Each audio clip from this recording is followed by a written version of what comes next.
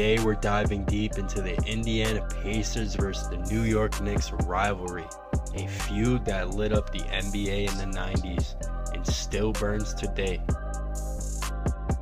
This wasn't just about basketball, it was a clash of cultures, cities, and hoop legends. So hit that like button, grab a seat, and let's unpack why the Knicks Pacers is one of the greatest rivalries in the NBA history.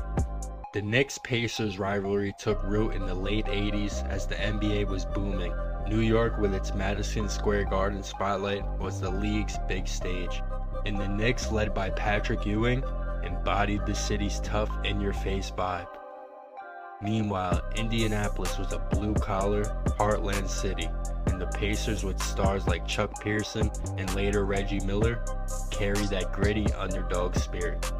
The contrast was perfect, the glitzy media capital versus the hard-working Midwest. By the late 80s, both teams were climbing the Eastern Conference, setting up a playoff collision course. From 1993 to 2000, they faced off 6 times in the postseason, each series more intense than the last. Picture this, the Knicks with their celebrity fans like Spike Lee against the Pacers backed by Indiana's diehard, corn-fed crowd at Madison Square Garden. It was city swagger versus heartland hustle, and the tension was unreal. The 90s were the golden era for this rivalry. In 1993, the Knicks took the first playoff meeting, but Reggie Miller made it personal in 94. Game 5, Eastern Conference Finals. Reggie's jawing with Spike Lee, then hits a clutch 3, then flashes the choke sign at the Knicks bench. New York was shook. In 95, Miller's 8 points in 9 seconds in Game 1 of the second round became legendary. 2 threes, a steal, and free throws to steal a win at the Garden. But the Knicks had their moments too. Patrick Ewing's rim-rattling dunks, John Stark's intensity, and Anthony Mason's enforcer energy kept Indy on the edge. Tensions boiled over with scuffles like Stark's headbutting Miller in 93. These weren't just games, they were battles. Reggie was New York's villain, but the Knicks had their own dogs. The rivalry cooled down in the 2000s. The Knicks hit rough times after Ewing left, plagued by front office chaos, while the Pacers stayed scrappy with players like Jermaine O'Neal and Ron Artest. Reggie's retirement in 2005 closed a chapter and the playoffs matchups faded.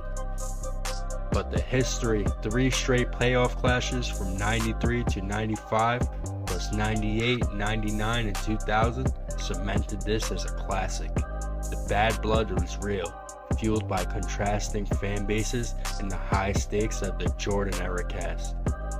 Those 90s series were like heavyweight fights, but don't count this rivalry out yet.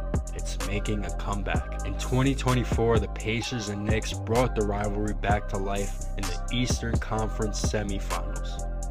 Jalen Brunson was a one-man wrecking crew for New York, dropping 40-point games, while Tyrese Halliburton and Indiana's up-tempo attack pushed it to 7 games.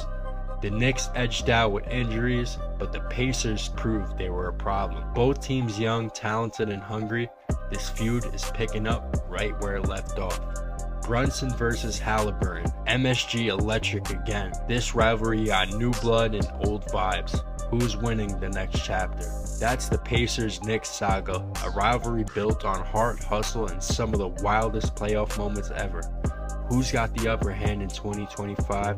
Pacers or the Knicks, as we'll see them battle again in the Eastern Conference Finals. Will Brunson and Halliburton keep this rivalry alive? Hit the comments, tell me your favorite moment, and suggest the next Knicks moment we should cover. Like, subscribe, and ring that bell for more Knicks content. Thank you all for watching. Let's go Knicks, baby.